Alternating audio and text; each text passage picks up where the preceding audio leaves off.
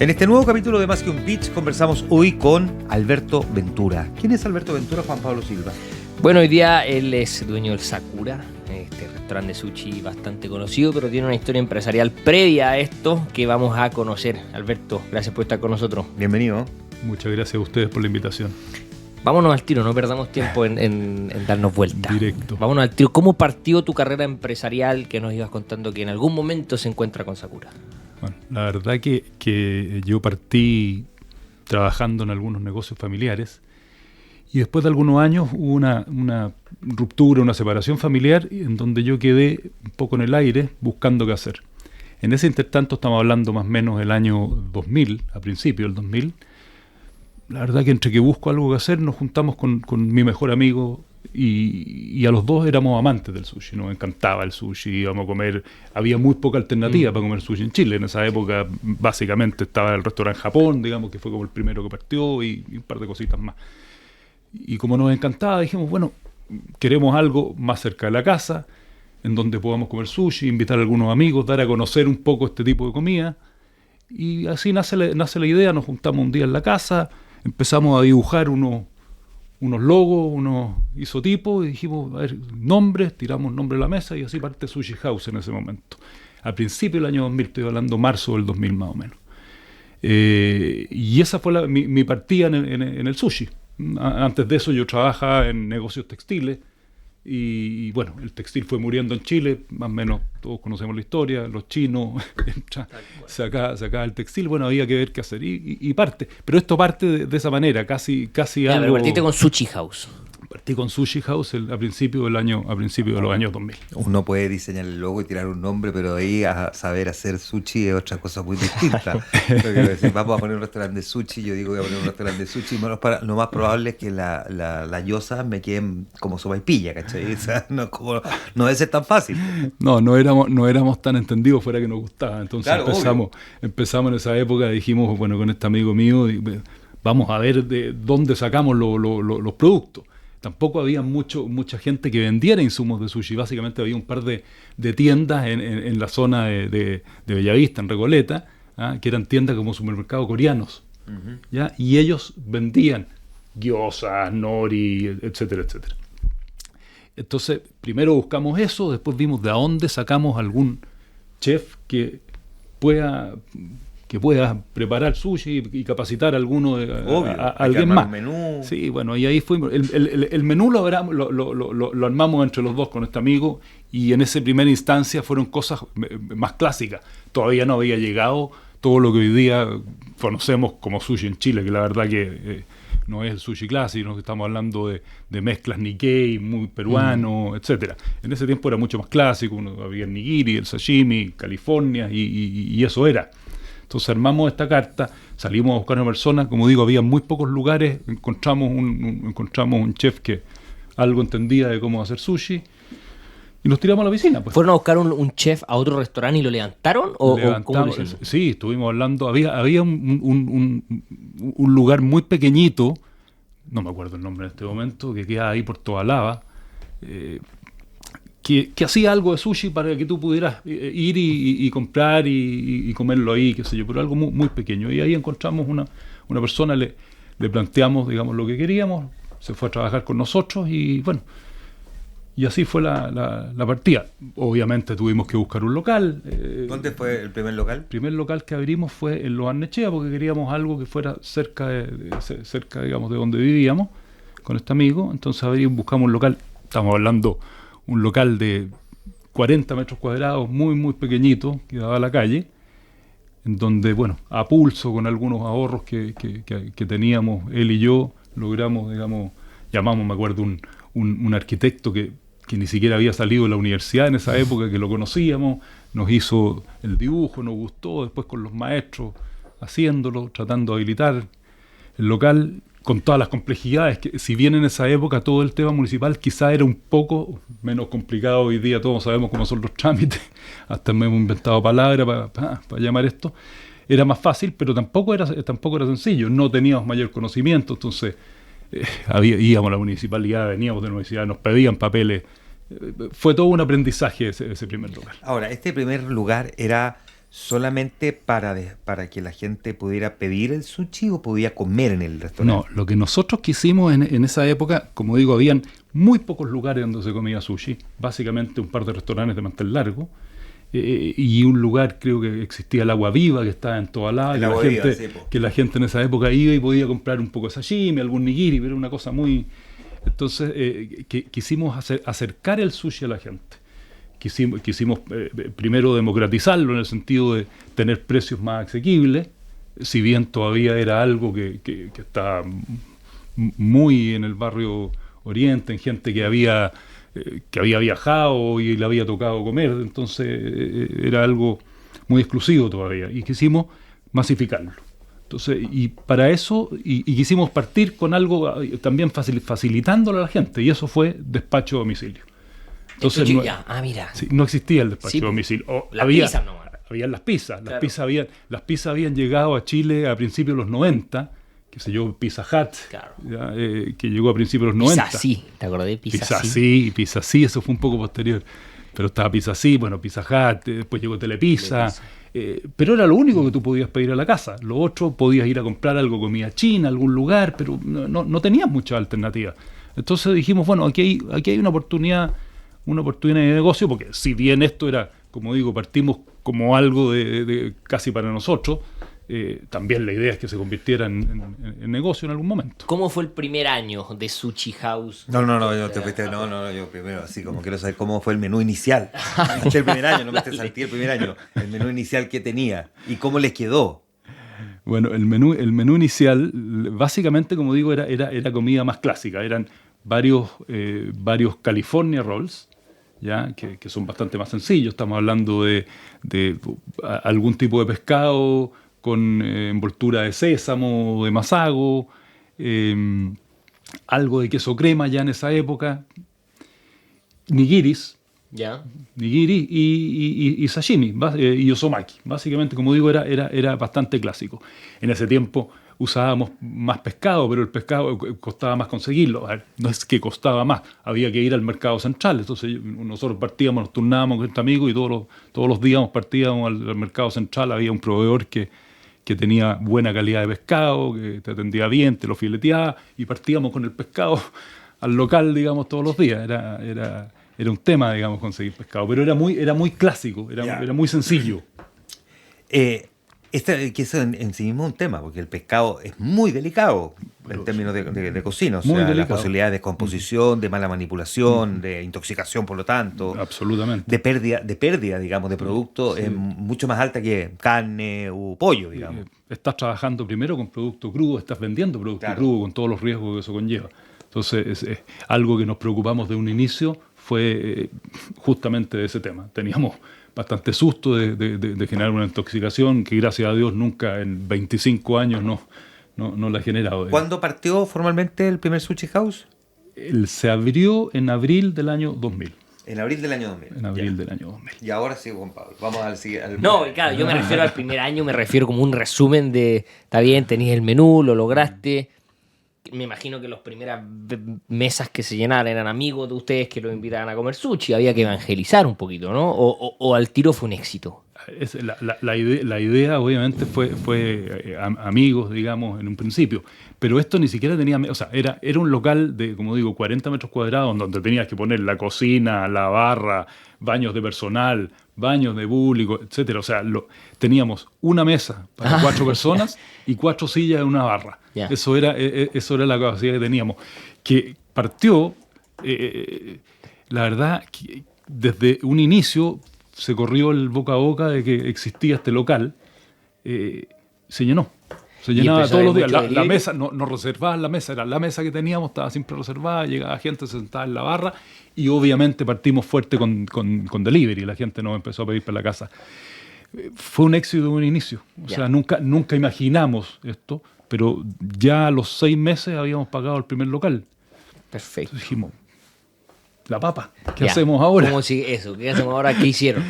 ¿Qué hacemos ahora? Dijimos, bueno, como digo, no era la idea en un inicio, pero bueno, ya funcionó, ya están dando, se recuperó la inversión muy rápido. Bueno, busquemos y abramos un segundo local. Y partimos y al año ya teníamos un segundo local abierto. y ese fue en Cristóbal Colón con la Capitanía, recuerdo, en esa zona, porque vimos que era una zona de mucha densidad, mucha gente, y dijimos, bueno, nos apareció ese local antes que otro y abrimos ahí. Ya, ¿y ahí los locales lo elegían con alguna lógica o eran las oportunidades que iban saliendo?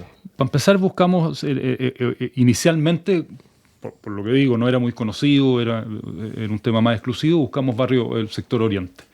Entonces, dentro del sector oriente dijimos, ¿dónde hay buscamos aglomeraciones de habitacionales muy altas? Entonces mirábamos los censos en ese momento, veíamos cuántos hogares habían en una zona determinada y en base a eso salíamos a buscar un local.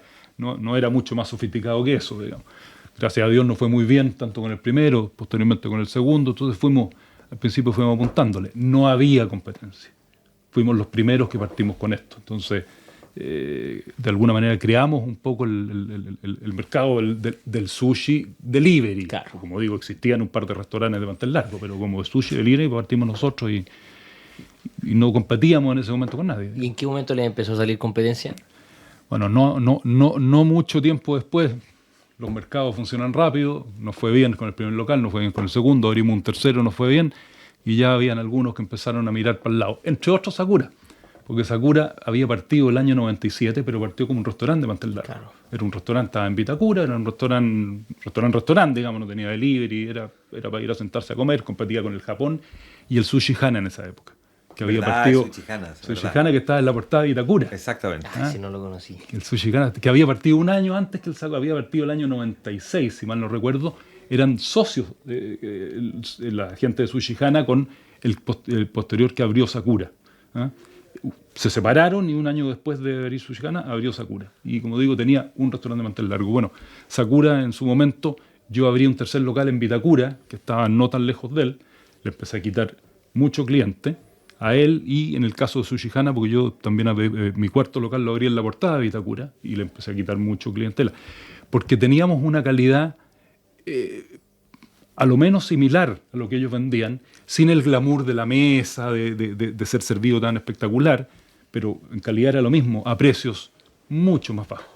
Yeah. Entonces le empezamos a quitar clientes y ellos mismos dijeron, bueno, parece que hay que hacer este otro modelo, y Sakura abrió un Sakura Express, Sushi Hana empezó con delivery, abrió otros cuantos locales, y ahí empieza, digamos, esto al principio, como digo, el 2002 creo que abrió el primer Sakura Express, y después ya vino una explosión, yo te diría ya el año 2010 hacia adelante esto explosionó. Claro, ¿cuándo sale el New hoy día el más grande, no? El New es por lejos el más grande hoy día, y el New parte, no me acuerdo exactamente, pero alrededor del año 2012. Ya. Ah, claro, harto después. Alrededor del año 2012. Y yo sé que me estoy adelantando un poquito en la historia, pero ¿no te pasa de repente que ves el New, que es mucho más grande, y decís, oye, pero si nosotros partimos antes, nosotros deberíamos haber ganado esta competencia? ¿O no la compitieron y ustedes se mantuvieron, siempre quisieron ser menos locales en el fondo?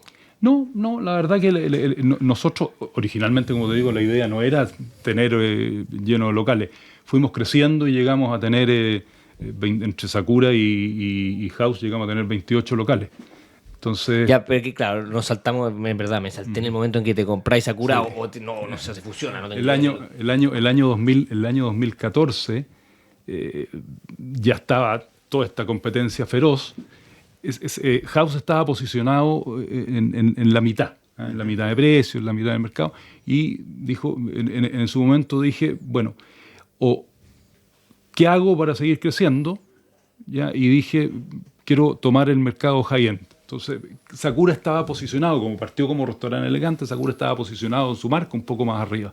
Entonces, en ese momento decido comprar Sakura, cosa de abarcar el mercado desde la mitad hacia arriba, y alejarme de la competencia de lo que era New con el resto, que tenían otro formato de negocio. Su formato de negocio era vender con el 50%, claro, básicamente enfocado a gente mucho más joven, por el tema de los descuentos. De hecho, su tema era 50% de descuento. Y entonces la idea de diferenciarme fue irme hacia arriba y no hacia abajo. Ya, mientras tanto, déjame preguntarte, ¿cómo fueron conquistando al paladar del chileno? Porque el sushi es una cuestión que fuimos conociendo con el paso de los años, no es como que hayamos crecido toda la vida, digamos, con el sushi. ¿Cuánto Efectivamente. sientes que ustedes masificaron, socializaron o democratizaron, por decirlo de alguna manera, el consumo de sushi?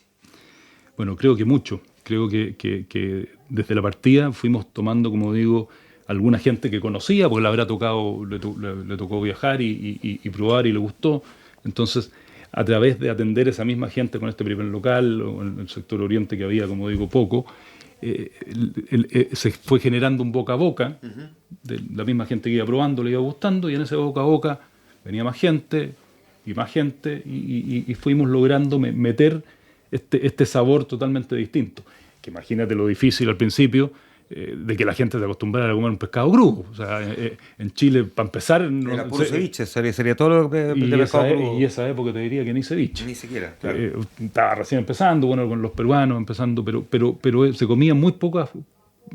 Para empezar, se comía muy poco pescado. Chile es un país que consume muy poco pescado. Nosotros tendremos 4.200 kilómetros de costa, pero resulta que el consumo per cápita en Chile, al lado, por ejemplo, un Perú, para que hablar con Japón, es nada. Chile es un país carnívoro. Entonces, vender pescado crudo, obviamente, en un principio a la gente le costaba, pero en la medida que le das a probar, partías con un rol con camarón y queso crema, entonces se atrevían, camarones cocidos, pero ya el siguiente lograba tomar un California que tuviera salmón crudo o atún o algún otro pescado. En ese tiempo, como digo, íbamos al mercado y ocupábamos mucho pescado blanco. Los pescados blancos tenían un precio asequible en ese momento. Hoy día, carísimo blanco. pero si hoy día sale más caro comprar un filete, ir a comprar cualquier pescado, porque además tienen muy bajo rendimiento. Claro. Tú tomas un pescado y el pescado de 1 kilo de pescado no te sale más allá de 400, 450 gramos cuando está bien fileteado. Entonces, más que los precios son muy altos, el kilo neto de pescado es muy, muy caro, muy caro. Oye, vámonos entonces, de 2000 a 2014 crecen, empieza el 2010, estábamos hablando más o menos de una competencia feroz.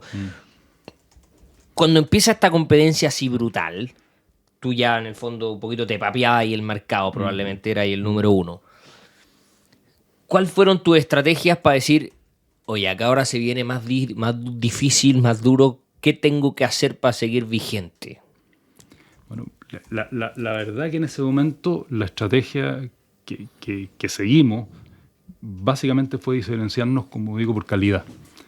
Nosotros apuntábamos a un sector un poco más arriba en términos de precio, Sakura especialmente, y nunca transamos la calidad. O sea, nosotros compramos desde un inicio, nuestra idea fue comprar lo mejor en insumos en el mercado, cosa que seguimos haciendo. En esta masificación hubieron muchos sushis que obviamente bajaban su calidad, trataban de masificar a nivel de precio, vendían a precios realmente inalcanzables para nosotros como costo, porque bajaban la calidad de sus insumos. Nosotros nunca transamos eso. Yeah. Y nuestra estrategia fue seguir diferenciándonos en tener buenas ubicaciones, lindos locales armábamos locales, ya después del primero, el segundo, teníamos más recursos y los locales eran muy lindos los que construíamos, y la calidad, el servicio. ¿Cómo fue la negociada con la gente de Sakura? La verdad que fue algo bastante sencillo. Ellos estaban buscando vender. Ya. Y fue una conversación corta. Me acuerdo que íbamos al partido conversando en noviembre del año 2013 y habíamos cerrado la operación en febrero. En febrero ya cerramos la operación y el traspaso se hizo a fines de marzo. ¿Y ahí cómo fue la conversación con tu socio o con el equipo para mantener Sakura y Sushi House o unificar solo una marca? No, es que la idea cuando compramos, la idea siempre, como digo, fue abarcar un segmento distinto que ocupaba Sakura. Entonces, nunca pensamos en unificar las marcas. No compramos locales, compramos una marca que ya funcionaba, como digo, orientada a un segmento un poco más arriba. Entonces, siempre la idea fue mantener las dos marcas.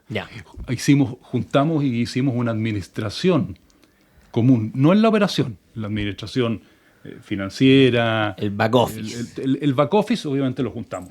¿Y la operación no? O sea, no. La operación siempre se mantuvo total. Sigue siendo probablemente insumos distintos. ¿Por qué no la juntaron? Totalmente. Qué curioso. La operación misma, porque queríamos mantener el espíritu de cada una de las marcas por separado. Y no se puede si juntáis la operación. era difícil porque tenían filosofías un poco distintas de trabajo, de la forma en que operaban.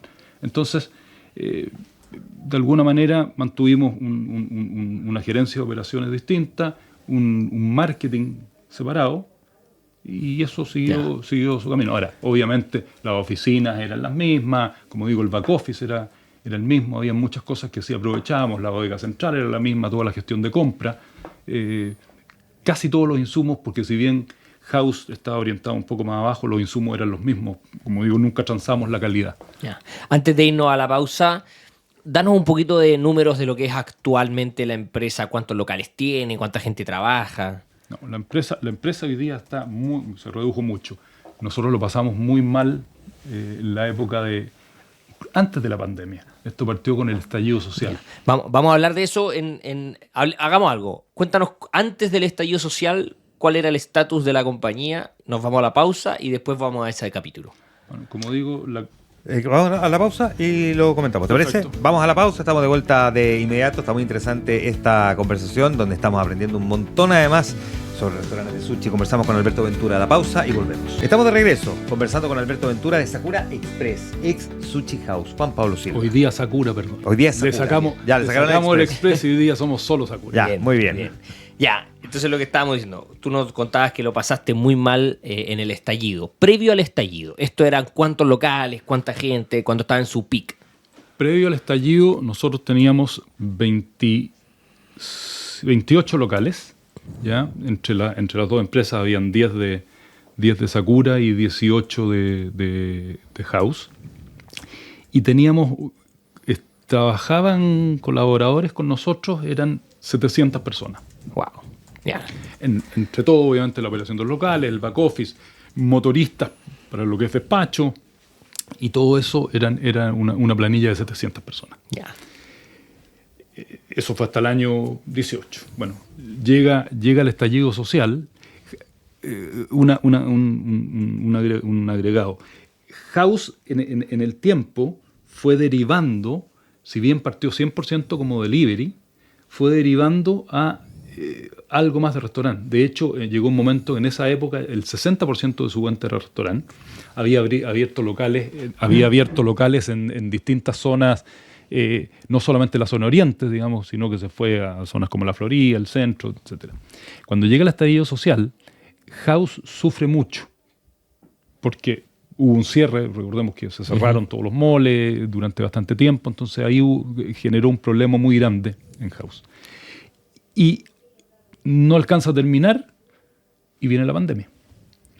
Que ya era el 60% de la facturación en restaurantes. Sí. En caso Sakura no era así, era diferente. Sakura, la gran venta y la mayoría de su venta era despacho y estaba ubicado solamente en la zona oriente.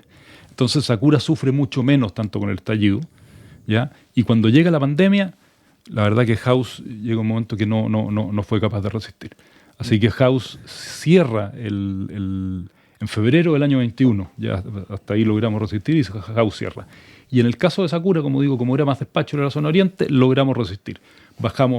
Cerramos algunos locales, los cuales tenían menos margen de contribución y estaban más complicados, y nos redujimos y hoy día tenemos solo 5 locales, ¿ya?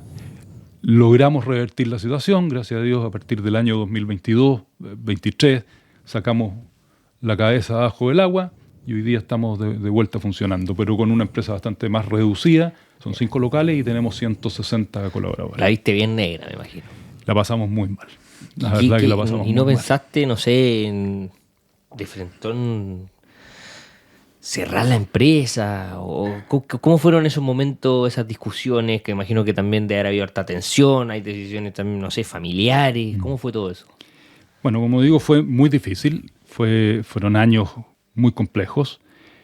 Uno piensa de todo, piensa desde tirar todo por la borda, pero no, la verdad que siempre he sido una persona emprendedora, desde siempre he hecho distintos negocios, algunos han ido bien, otros han ido mal, pero el sushi de alguna manera ha sido mi guagua, House, mi guagua. Cuando House hay que cerrarla, digamos, ahí realmente lo pasé muy mal psicológicamente incluso. ¿En serio? Sí, fue muy difícil. Es como perder... Es como perder una guagua. Oye, lleváis 20 años. Es tu hijo. Llegábamos alcanzó a cumplir 21 años. Llegó a ser mayor de edad House para el cierre. Y fue muy duro cuando hay que cerrarlo. Entonces ahí estuve en la disyuntiva qué hacer hacia adelante. Pero, como digo, soy emprendedor y como emprendedor hay que seguir. Y hay que estar en las buenas y en las malas. Y en este caso había que seguir remando. Seguimos remando con Sakura. Logramos, como digo, revertir la situación, sacarlo a flote hoy día y esperar mejores tiempos a partir ya del próximo año con algunos planes de crecimiento de vuelta. Ya, o sea, ahora recién están optimistas de vuelta a volver a crecer. Sí, estamos optimistas, como digo, después de un par de años ya con números azules. La idea es volver a crecer y a abrir algunos locales, pero nada tremendamente grande, algo bastante controlado, digamos. Ya, no queréis volver a tener 28 locales. No, ya no quiero volver a tener 28 ni 48, porque entre otras cosas el mercado se ha ido complejizando mucho, especialmente en términos de laborales, ¿ya? Y estos son negocios tremendamente intensivos en mano de obra. Entonces hoy día no queremos una expansión tan grande, queremos un negocio controlado, que funcione, bien manejado. Ya, o sea, claro, hoy día tú tenés, me imagino, muchos problemas. Eso lo hemos escuchado a harto emprendedor, que cada día es más difícil contratar y tenéis menos incentivos para contratar. Porque te sale la ley Canning, la ley no sé qué, la ley de las 40 horas, entonces los márgenes todos se van achicando, hay poco incentivo. Es muy difícil, sí, es muy difícil. En los últimos años, bueno, la discusión está en todas partes, pero han habido aumentos muy grandes en los costos laborales, que para empresas pequeñas y medianas es bastante complicado de enfrentar. Los márgenes, como tú dices, se achican mucho. No siempre es tan fácil, menos cuando hay tanta competencia como este mercado, traspasar a precio. Y hay un límite en los precios que uno puede comprar, porque si no los clientes se van.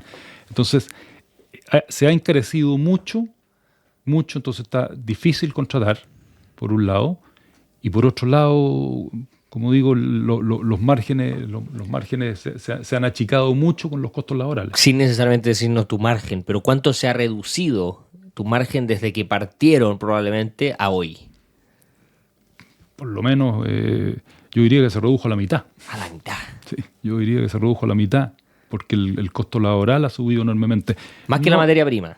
La materia prima siempre la hemos mantenido controlada. Hemos logrado tener costos adecuados, digamos, de insumos, pero lo que ha cambiado, hay dos grandes cosas que cambiaron mucho el mercado, que para volver un poquito atrás, el mercado cambió fuertemente con la entrada de los agregadores. El Uber y Rappi, que se llegan a Chile más o menos a finales del 17, a principios del 18, y uno obviamente es un nuevo canal y es un canal que parte potentemente y uno se ve obligado, digamos, a entrar, digamos, como todos en esos canales. Pero son canales que tienen además un costo muy alto. O sea, aquí hay otro intermediario que tiene que ganar y tener sus márgenes. Entonces eso, y no es que necesariamente haya aumentado la demanda producto de este canal, sino que hay mucho trasvasije, digamos, de lo que tú hacías directamente versus lo que hoy día se hace a través de Uber. Las generaciones jóvenes son mucho más propensas a comprar en estas plataformas porque son bastante sencillas de usar, te entregan mucha información, que el pedido va en camino, que salió. Entonces, ya además tiene la posibilidad de elegir entre distintas alternativas de restaurantes. Antes además, que ir a uno solo y apostar a eso. Sí, lógico. Además, hoy día tienes un mix y una gama. Claro. Entras a la página y tenés todo lo que se te ocurre ahí mismo. Entonces, por ahí hay un cambio muy importante.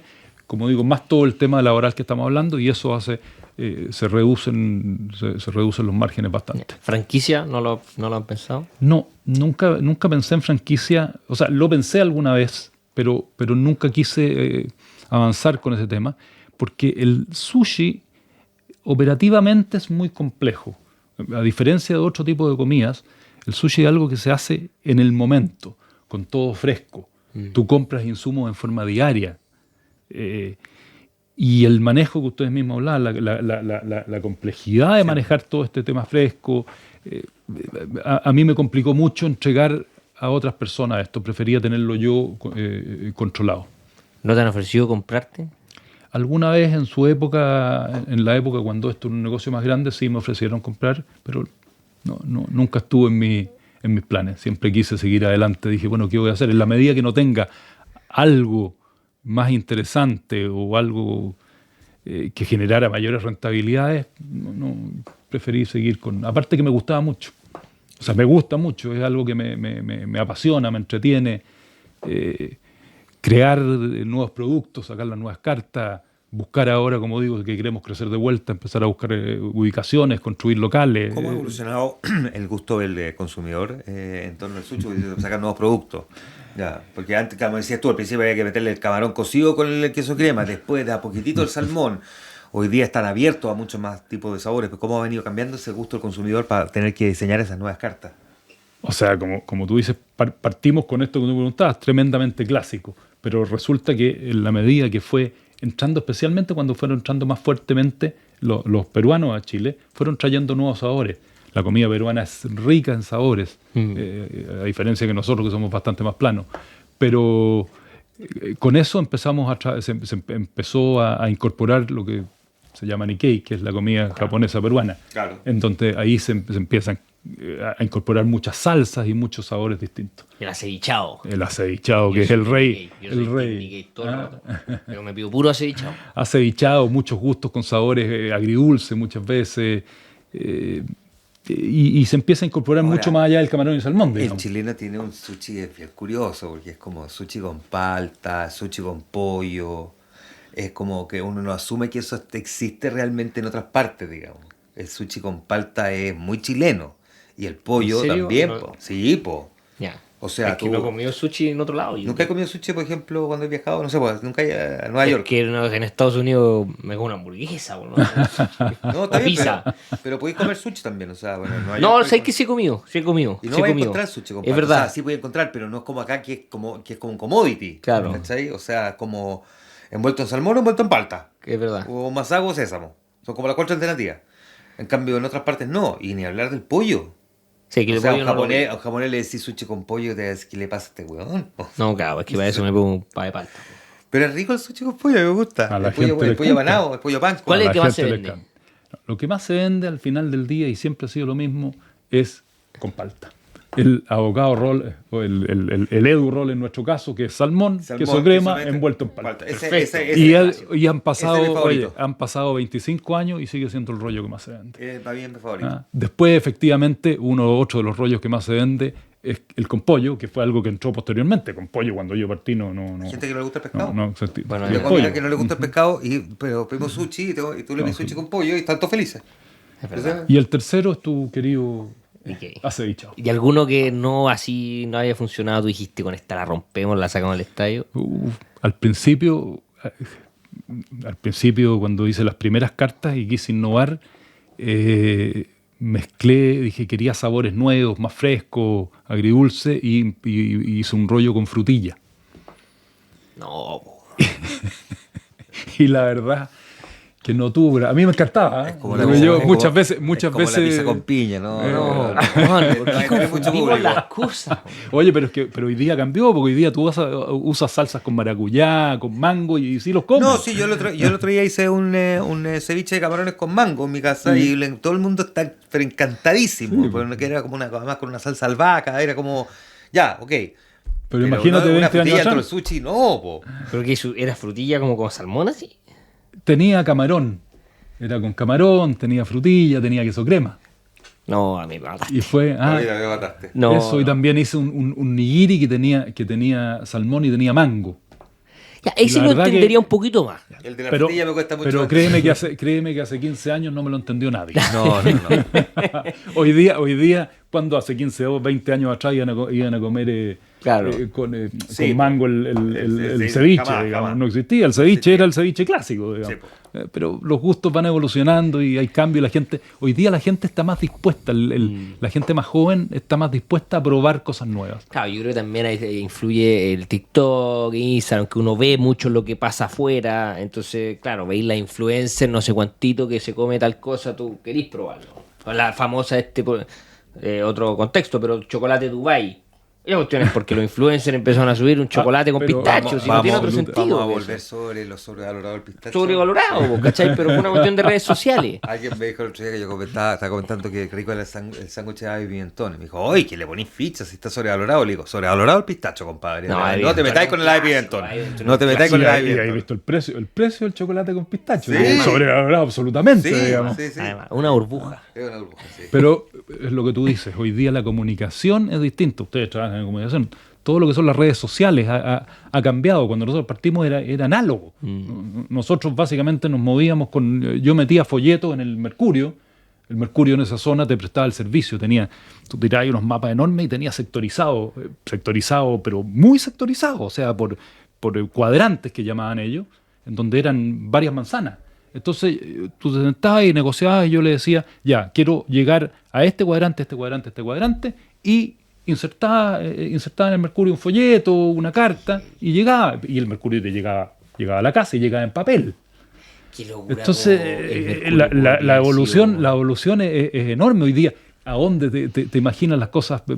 El papel ya es muy poco. Todo funciona que en Instagram, que en TikTok, Claro, lo segmentáis todo ahí mismo. ahí. Qué bueno. Cambió Oye, lo el último, mundo. se nos acaba el tiempo. Está demasiado entretenida esta conversación. Creo que probablemente faltan muchas cosas por hablar, pero en 30 segundos, 40 segundos, ¿qué consejo le darías tú algo que te arrepentiste o algo que te hubiera gustado hacer? ¿O qué consejo le darías a un emprendedor? Más que arrepentirme, lo que yo le diría a cualquier emprendedor es que tenga persistencia, que es difícil, que va a tener 1000 escollos en el camino, pero que no tiene que dar marcha atrás, que tiene que seguir adelante y persistir. Gran conversación, gran historia conversando hoy día con Alberto Ventura de Sakura, ex Sushi House. Gracias, Alberto, por venir al programa a contarnos tu historia. Muchas gracias a ustedes, ha sido un placer. Que esté muy bien. Nosotros seguimos en Más que un Pitch.